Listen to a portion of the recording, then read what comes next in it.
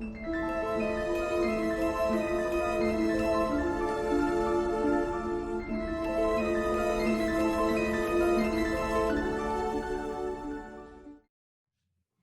and welcome to the 64 Doors. Today we're going to open door 44. Here we find an archetype that is all about teamwork, synergy, and creating the new world. We're going to explore this archetype from a human design perspective and a Jinky perspective.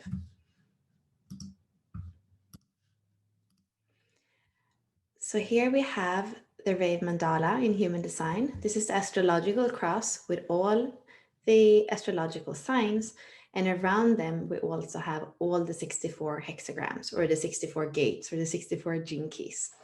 And right now we have the sun in Scorpio in gate 44. We have the earth in Taurus in gate 24. And the design part of the cross is the 19 in Aquarius and the 33 in Leo. So if you're born here during the 5.7 days that the sun is in this gate 44, you're going to have one of three crosses. It's the cross of the four ways, the cross of alertness, and the cross of incarnation. And you can see here that all these three crosses are starting with the 44. The sun is in the 44, the earth is in the 24. Since the angle of this cross in the Rave Mandala is a 90 degrees, but 88 degrees, you can see that the design part of the cross, the red numbers, are going to shift. So the 33 and the 19 is the one we have in the cross of the four ways. Here you see something interesting in this cross, that you have the 44 in the spleen, the 24 in the Ajna, the 33 in the G center, and the 19 in the root center. It's really spread out in the body graph. And the way that this cross, having the 33 and the 19, it's the remembering of who we are, it's the retreat of the 33, and it's the knowing about the needs of the tribe, for example, in the 19, that are going to be paired with the 44 and the 24 that we're going to go more into. And then in the other two crosses, you have the 7 and the 13, which are both G center gates. So they have to do with direction. They have to do with listening to everything that's being said and kind of knowing where we're going, the future and the past. And there is something I wanted to mention with the crosses, because you can start to look at the people around you and see what crosses do they have. And you might see that you are resonating with a certain cross a lot, that you have a lot of the same cross around you. So for example, for me, I know that I have a lot of people with this cross. And why is that? Well, I have the 7 and the 13 as well in my activation sequence or incarnation cross, which this is on my design side as it is here, but kind of it's just the other way around. And then the 44 is my culture or my design Jupiter. And I have 10 different asteroids in the 44, which is the most, where is the gate that I have the most asteroids. If I look at everything in all the 64 activations, I have the most in the 44. And then the 24 is the harmonic gate to the 61, and the 61 happens to be my design south node, and it also happens to be my SQ or my design Venus. So you can see all these connections, and then you can understand why this is a cross that kind of has a resonance with me. We have an affinity. And there are a couple of crosses like that, and I think I've spoken about the cross of contagion before, that really creates all these electromagnetics, all these attractions together with my cross of the Sphinx. So as I always say, you can create your human design, of course, chart, and then you kind of look here and what's the destiny of this cross. If you want to have a little bit more information, you do your gene key profile, and then you're going to have a page with a paragraph for each one of these keys, which is a little bit more kind of a little less narrow than what you have here. So going back to the body graph, looking at it in the standard view, we see that we are still in the splenic center. And this is the last of the gates. We have all these gates that have been basically one after another. So looking here, you can see the 18, the 48, the 57, the 32, the 50, 28, and the 44. All these Libra to to Scorpio are the Splendid Gates. So the 44 comes out from the Splendid Gate and it meets the 26 in the ego center, or the will center. So it's the only one of the Splendid Gates that actually crosses over to the ego.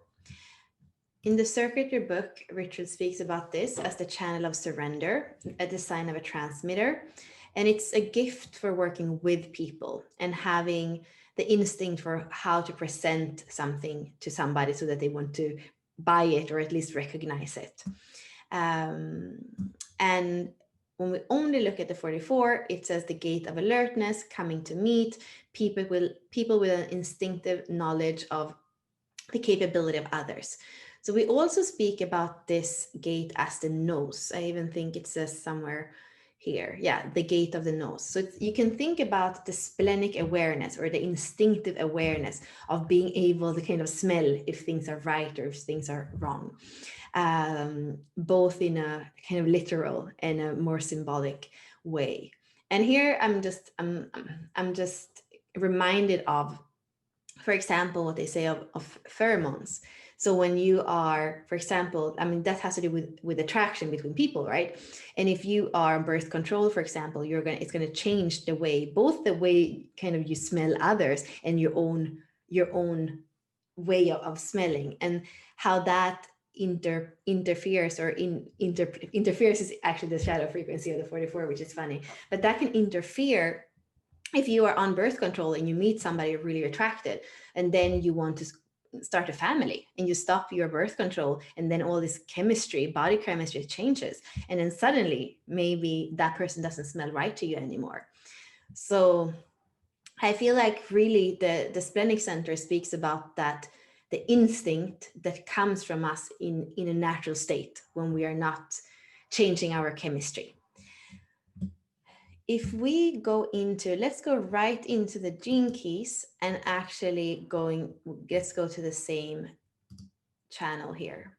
So here we're looking at the frequency band for that whole channel, the 2644, the splenic awareness and then the ego awareness, you could say, or the ego, that heart that wants to continue pumping, that knows kind of its worth. And we say that 26 can sell anything, the trickster energy. So in the low frequency, when you have that trickster energy and when you have the nose of like being able to smell somebody and kind of understand them, well, then you can also manipulate them. And in a higher frequency, when we have the gift frequencies of artfulness in the 26 and of teamwork in the 44, it's like this power of transmission, which is also what it's called in integral human design. And the highest frequency is the alchemy of the cooperation of two gates that are in a way so different. And to go to the basics of the gene keys, here we're speaking about the frequency band. We say that each one of the activations, each one of the hexagrams, you can live it out in a low contracted frequency or in a higher, more open, loving, and expansive frequency. And as human beings, we have access to that whole frequency band, from the shadow to the gift to the city. Our pathway is the green word, is the gift that you can see here. The teamwork, this is where we aspire to live, I would say. It's that open-hearted frequency. And then we are going to have karma, we are going to have things in our life that are going to have us look at the shadow. And the gene keys are teaching us to not close down, to not look away, but actually saying that the shadow is a doorway to a higher frequency. It's a doorway to dissolving some of those kind of stagnated shadow states or patterns that are in us. So low frequency here is interference, and the pathway is teamwork, and the highest frequency is synergy. So this is like the creator frequency, what we can kind of glimpse, but it's not somewhere we stay forever. It's something that comes out of having kind of core stability on our pathway of teamwork. The programming partner is the key that is on the other side of the wheel. So this is the same as what we were looking at here in the Rave Mandala. We're looking at this opposition, 44 in Scorpio and 24 in Taurus. So that's the opposition we have here. We're speaking about the programming partner because they're giving us like two sides of the same coin. Interference and addiction go together, teamwork and invention go together, and synergy and silence go together. In the low frequency of interference and addiction, you can see that, it's like when you don't have teamwork, whether it is because you are repressing and kind of isolating yourself away from the world, or you are isolating yourself by kind of reacting your anger out. In either case, you are isolated. You don't get to really connect with the other. You don't get to create teamwork, synergy with the other. So that's the victim of isolation. And it can even either be distrustful or misjudging. So it's kind of using that nose, but like kind of not trusting the higher frequencies. And going into the codon ring, this is the codon ring of the Illuminati. We were in the 50 just a week ago. This has to do with like descended masters kind of coming in here as incarnations and being in us, being with us. Here at the bottom of this codon ring, which is commonly misunderstood, the Illuminati refers to a higher evolution of celestial beings or ascended masters who are not separate from us, but are our higher nature personified. We now live in the time of the gathering of the Illuminati, a time of unprecedented planetary change, where its field of harmony draws us in and gradually transform our cellular DNA into its highest mode of functioning. This is really, really exciting.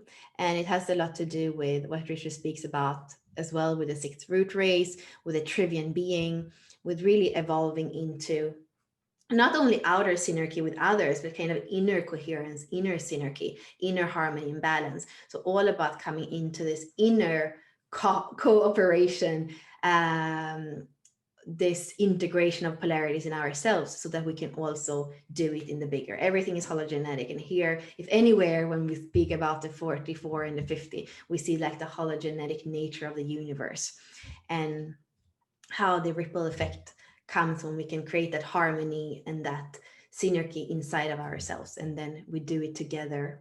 And then those clusters become the new world. Continuing to the I Ching. And here again, I am like very much in the energy of the geometry. So the geometry in the I Ching, let's go back and really look at how it works. So the I Ching, heaven over wind, you're going to have a trigram and another trigram that builds up the hexagram.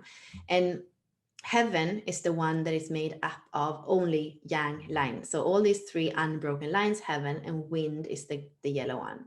So when we look at it here, you know that heaven over heaven is the first gene key, and then wind over wind is the 57 gene key. So you could say that the 44 is built up of the 1 and the 57. And in my case, the 44 happens to be my culture, and what I said also, where I have 10 different asteroids. The 1 is my evolution, and the 57 is both my vocation and my personality, Saturn. So I have like, these are very, very central in my design. So I'm really very much resonating with this. The low frequency that I, of course, have lived since we are human, and we have the contracted frequency, the pathway, and the creative frequency in us. So at the low level, these three are working together by creating, interference is the entropy of unease. The pathway is teamwork, is fresh intuition. And the highest frequency is synergy, is the beauty of clarity. So if you see that there are those geometries where you have the seed energies, you could say, of several of them, they can be really good mantras, especially, of course, the higher frequencies, but also the understanding of how you're living out this lower frequency. So that's like, I can go in everywhere. If I feel entropy, well, I know that there's somehow my body's feeling unease. There's something that's not right. And I also know it's there's going to be elements of interference around me. And if I have interference, I look at the other two, like they're always a braid, they're always working together. So even becoming aware of the patterns, or not so much the pattern, the dynamics of how the low frequencies play out, is that facing them, that being ready to look at them, which is very much right now in the Scorpio energy, is something we want to do. We want to face the fear and be reborn at the higher frequency. And then what do we have more? We have astrology. We're still in Scorpio, the sources, the shaman, and the alchemist. And this is about authenticity and alchemy, fixed water. We have the dream arc, which is the quail, the wild dog, and the bee. And it's kind of funny as well because dog is my, like, I don't even know. It's not my spirit animal. It's like my soul friend animal or something. Dogs my whole life. I was 2 years old when I told my parents we had dogs in Spain and we came back to Sweden. And I was like, just really telling them seriously, kind of, just telling them, looking them in the eyes and said, I want a dog. And I had like tears. I was like not crying or dramatic. I was like just so much in my heart saying that I needed to have a dog. I didn't have brothers or sisters. There is something here where really I can feel like the life key animal for the 44 is that teamwork, that synergy, that friendship that you can have with the dog. And the last one here is the mudra. So it's a kind of simple mudra. And I was playing before I recorded this. I'm like, interesting. I would never do this. I would always do this. I wonder what it means if you have your, your left hand over your right. I would never do like this. And I'm like, I wonder what that means. Is that my feminine side is like that it's dominant or something. So I don't know, but this is the mudra, and you can get Richard's library for it. Jane Addams is also painting the mudra for each and every one of the gene keys. So what is activated this week, and how can we work with the energy of the 44? I would say that the 44 is a kind of bloodhound, and it's using its sense of smell, it's using its nose to discern who it can trust and who it can't trust. This is a week where we can really tap into that. We can, for example, make a list of the people in our life, and then just mark next to it, like, I can trust this person, I can't trust this person, I can trust this person. And it's a way of weeding out relationship where there is no trust. Here we have a parallel with the fourth line in the hexagram structure that says friendship first, trust first, heart connection first. The 44 says that if there is not if there isn't trust, if there isn't a true connection, it's not worth it. There's not going to be teamwork. There's not going to be synergy. Synergy has to do with having a project where everybody is in the right place. So everybody kind of do what they are best at, or everybody is doing what they are naturally, happy doing. And that is created from not from a low frequency, but from a kind of high frequency. And also a knowing that the value, we can do very different things. And some people might have like more important roles in a way or another, but it's not a hierarchy in it. It's more about we have different qualities, and how can they best be used in this organization of the whole. I would also say that the smell of the bloodhound, or that sense of intuition of what to trust and what not to trust, is not something that has to happen in aura. That's often what we can think, especially when it comes to those splenic gates. No, this is really about feeling into your fractal, to your soul fractal, to the truth of like the grid that you're creating with our other beings on this earth. I would say that the 44 speaks about the global synergy of people that we need to have placed out on different places in this globe in order to be able to raise the frequency. So I usually see the 44 as a grid over the planet Earth. And I think there are many different grids. There are many different soul fractals that have different purposes or different tasks, you could say. So I would say it's about tuning into your soul fractals and see people in other places, in other countries, that are also part of your grid. and maybe start to understand it and map it out, and contacting somebody who's far away, but you know that they have a similar mission, a similar vision as you have. So I'm wishing you all a really good week. Tune into this 44. Let it show you who are the true allies and how can we create the new world together.